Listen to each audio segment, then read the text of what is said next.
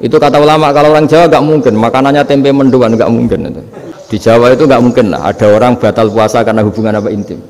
Ada istrinya nggak cantik, cerewet, sang lanang mangane mendoan, itu tidak mungkin, kecelakaan itu tidak mungkin. Tidak mungkin itu.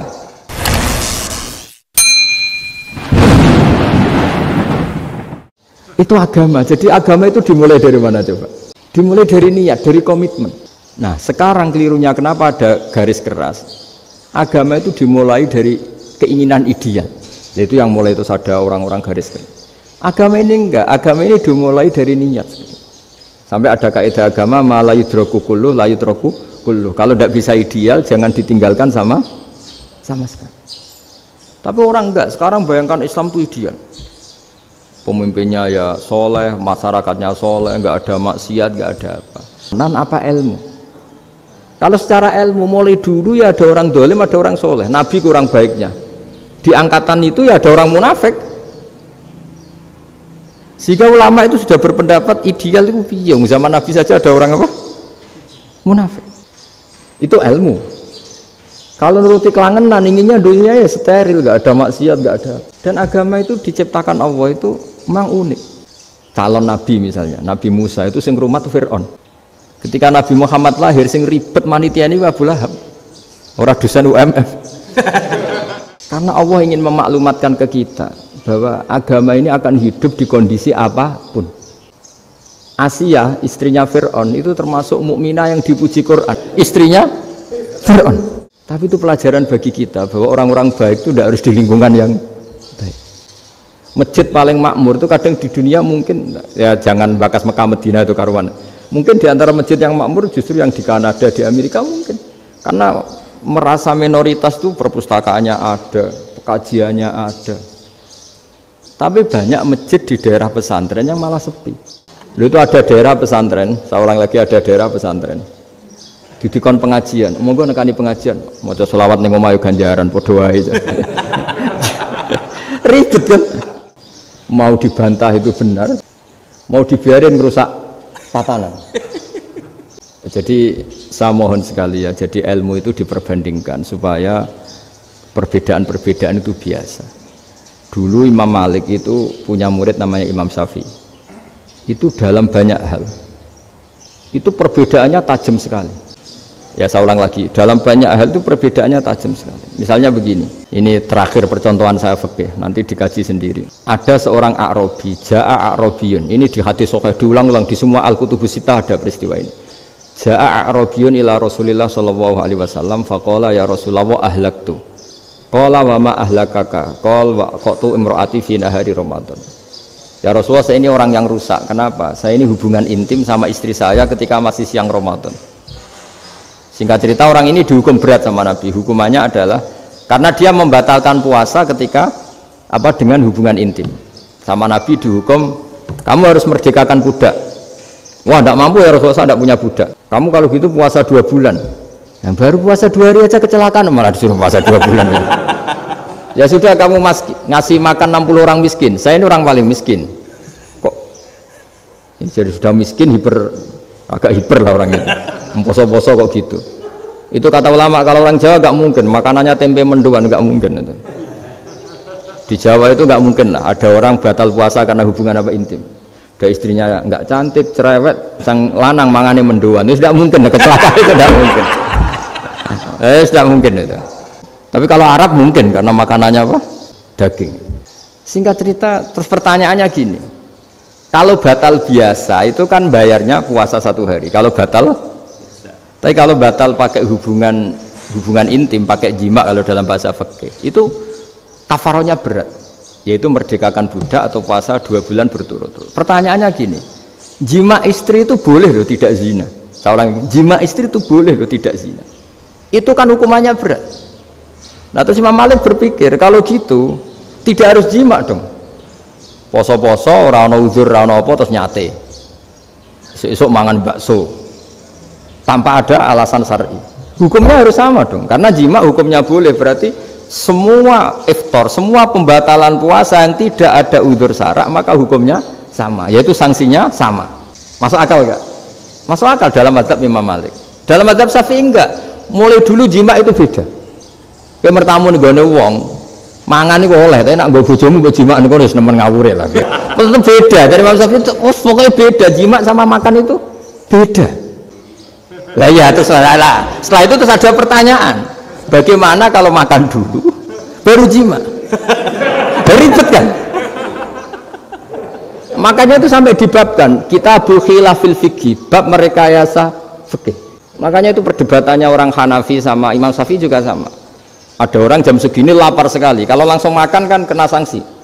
Ya pergi aja dulu, pura-pura ngaji ke Gus Bah gitu. Nanti kan jadi musafir kan? Wah itu sudah boleh itu kan? Musafir. Padahal enggak. Memang dia pergi itu karena supaya bisa makan. Mau enggak kepikiran ngaji, tahu-tahu ingin ngaji. Mumpung Ramadan nah. Nah makanya dibabkan, apakah boleh merekayasa fikih? Tapi fikih bisa apa coba? Dengan status kamu musafir, ya memang boleh iftar, boleh berbuka. Nah itu terjadi terus perdebatan ulama menyangkut fikih. Karena memang masalah furu'iyah. Sehingga termasuk perdebatan kita dalam perilaku, misalnya adat orang NU kalau habis salam itu menghadap ke kiblat, karena arah terbaik itu kiblat. Tapi sebagian orang Muhammadiyah atau mungkin semuanya menghadap ke makmum. Itu memang teks hadisnya itu kita yang meneliti hadis itu semua syarah itu berdebat. Nabi memuji kiblat itu arah terbaik, oke. Tapi di bab itu Nabi itu aqbala alaina, menghadap ke kita. Lalu pertanyaannya, kenapa menghadap ke kita? Ada mengatakan karena Nabi memang punya tradisi kadang ngendikan.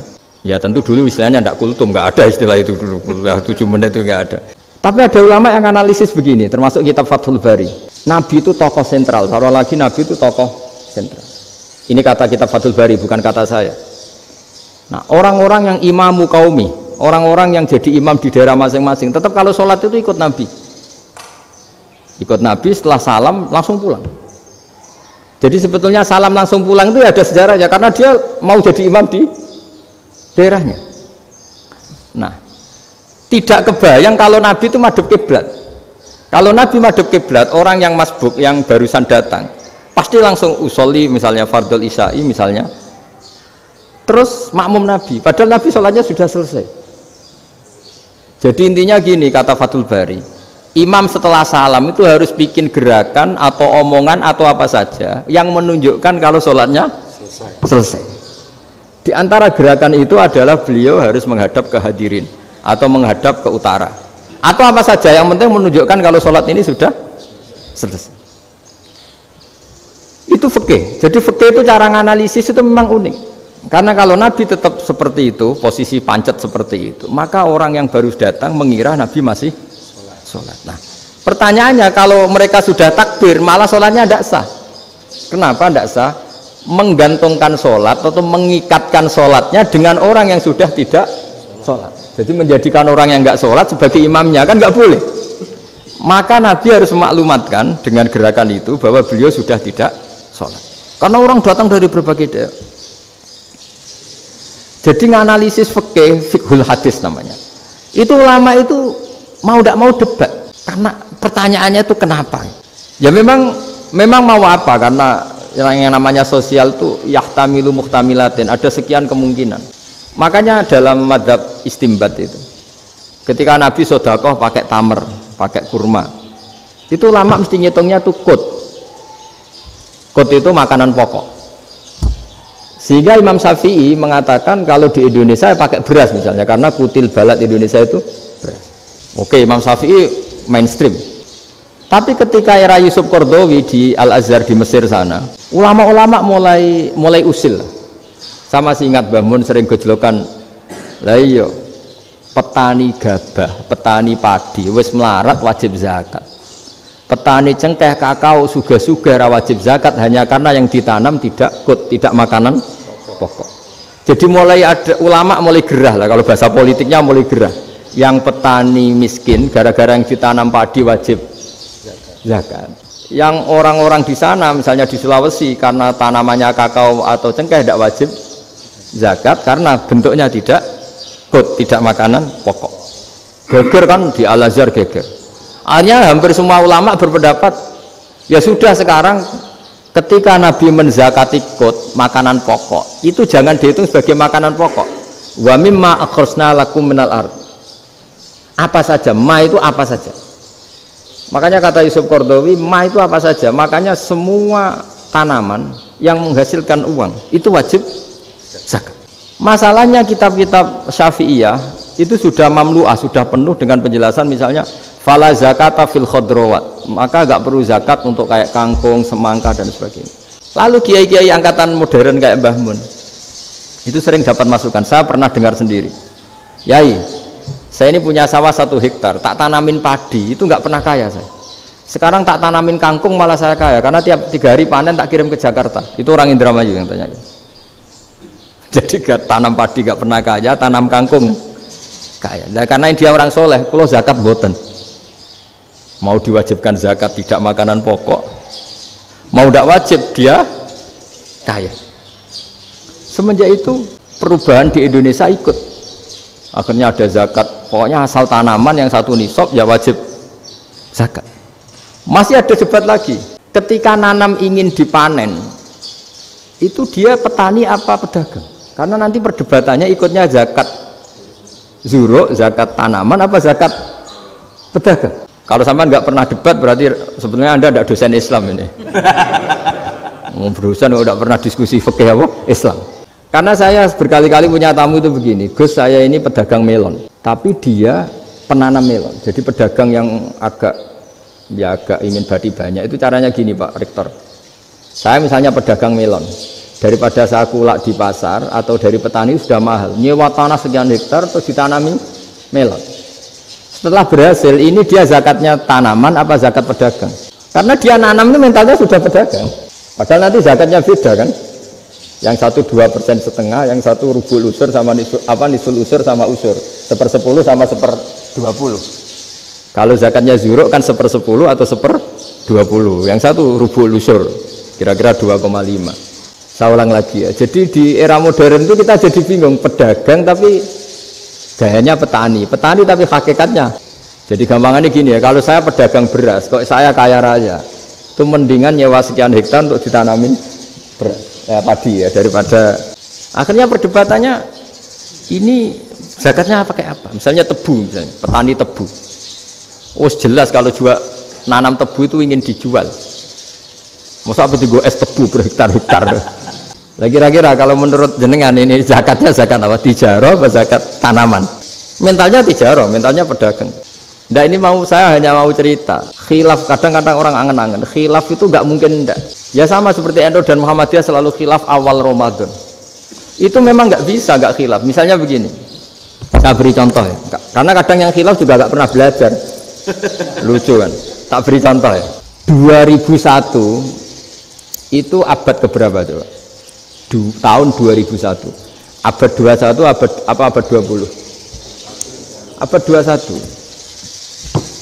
Jadi meskipun terpaut 1 tahun, padahal abad itu 100 tahun. Nah pikirannya orang-orang Muhammadiyah seperti itu. Hilal kalau sudah melewati garis ufuk, meskipun setengah derajat atau 1 derajat itu sudah ikut bulan berikutnya.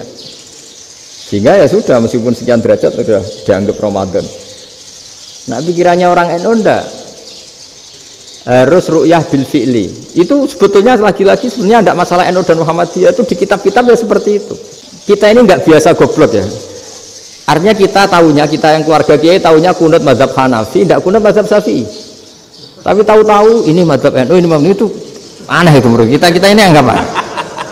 Mana ada Muhammadiyah jadi mustahid, mana ada NU jadi mustahid.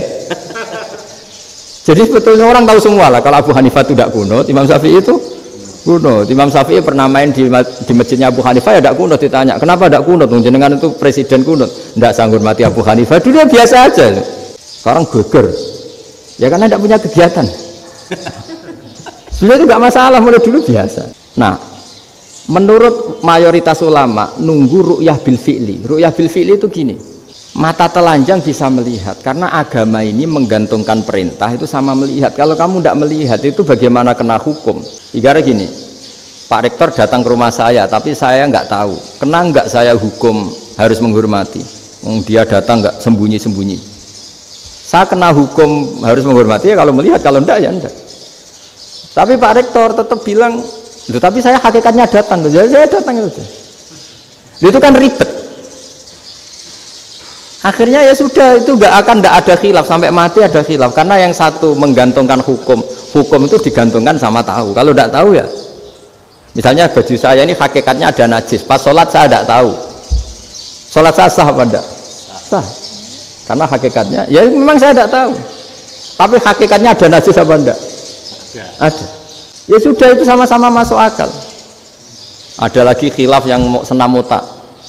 Fasyamu salasati ayamin fil haji wa sab'atin idza raja'tum.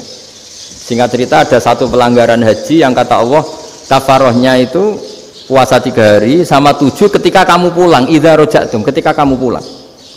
Dalam mazhab Syafi'i yang namanya pulang itu yang haji sudah sampai rumah, di mana-mana pulang itu ya sampai rumah. Dalam mazhab Abu Hanifah enggak, ketika orang sudah balik kanan dari Arab Saudi, dari Mekah, ya namanya sudah pulang. Misalnya gini, ini Pak Rektor pamit saya, tapi bagi keluarganya belum pulang. Lah lalu idza raja'tum ketika pulang itu bahasanya siapa? Bahasa istrinya apa bahasa yang ditamoni? Kamu ditamoni orang, terus tamunya mana? Sudah pulang. Tapi tanyakan istrinya, belum pulang. Khilaf-khilaf gini kok jadi geger itu kan goblok banget maksudnya itu. Jadi biasa, itu biasa. Jadi ya karena memang ini bukan masalah akidah, ini masalah furu'iyah, masalah fikih itu masalah furu'iyah. Mau tidak mau harus beda.